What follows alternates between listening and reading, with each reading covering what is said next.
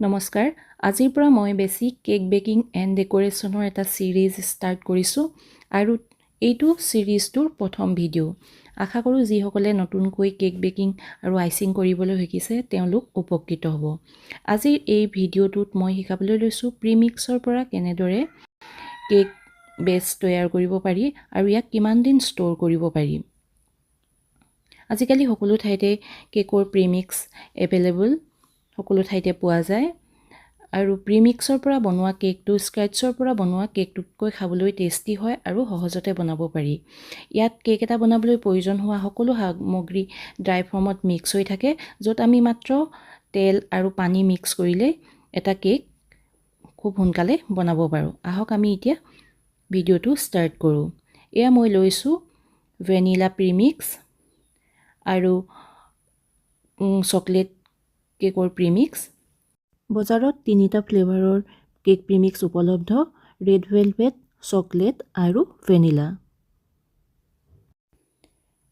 এতিয়া মই প্ৰথমে বনাম ভেনিলা কেকটো ইয়া লৈছোঁ মই ভেনিলা কেকৰ প্ৰিমিক্স ইয়াতে মই প্ৰথমে মিক্স কৰিম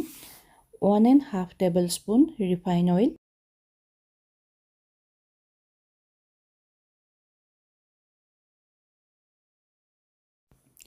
প্ৰিমিক্সৰ পেকেটটোতে লিখা থাকে তাত তেল আৰু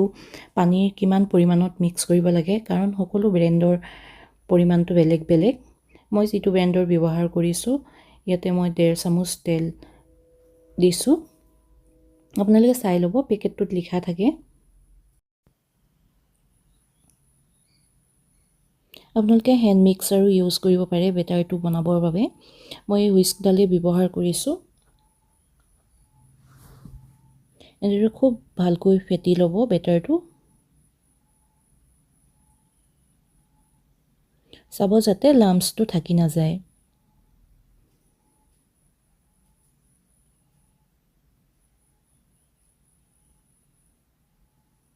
এয়া মোৰ বেটাৰটো ৰেডি হৈ গ'ল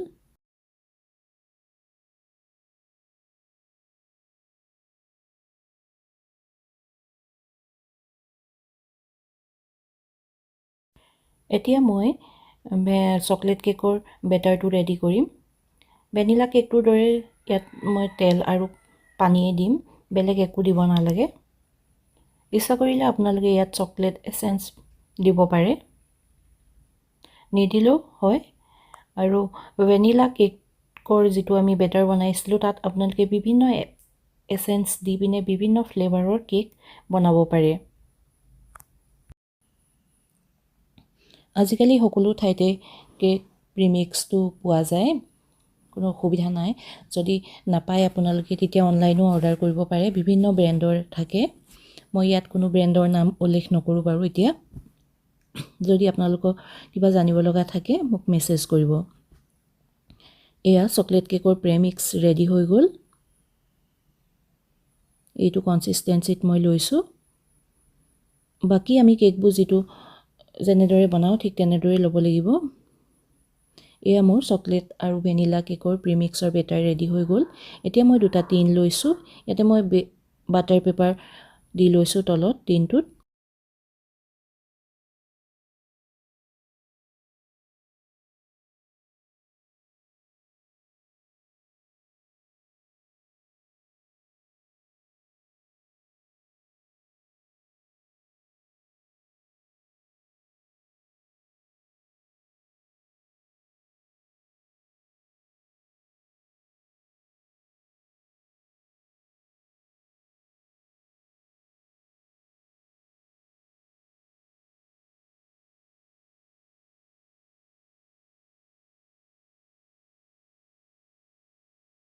এয়া কেক বেটাৰখিনি মই টিন দুটাত ঢালি ল'লোঁ এতিয়া 180 ডিগ্ৰীত প্ৰিহিট কৰি থোৱা অভেনত প্ৰায় 40 মিনিটমান সময় মই কেক দুটা বেক কৰিম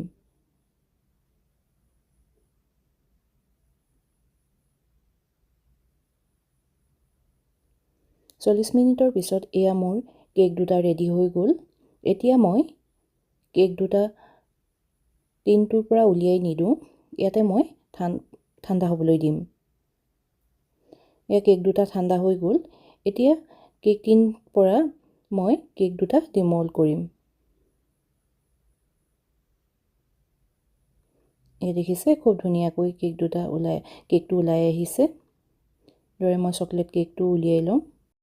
বাটাৰ পেপাৰটো মই এনেদৰে লাগি থাকিবলৈ দিম। যেতিয়া মই আইচিং কৰিবলৈ ল'ম কেকটো, সেই সময়ত মই এৰুৱাই ল'ম। এনেদৰে কেক বনাই আপোনালোকে 2-3 দিনলৈকে ফ্ৰিজত বা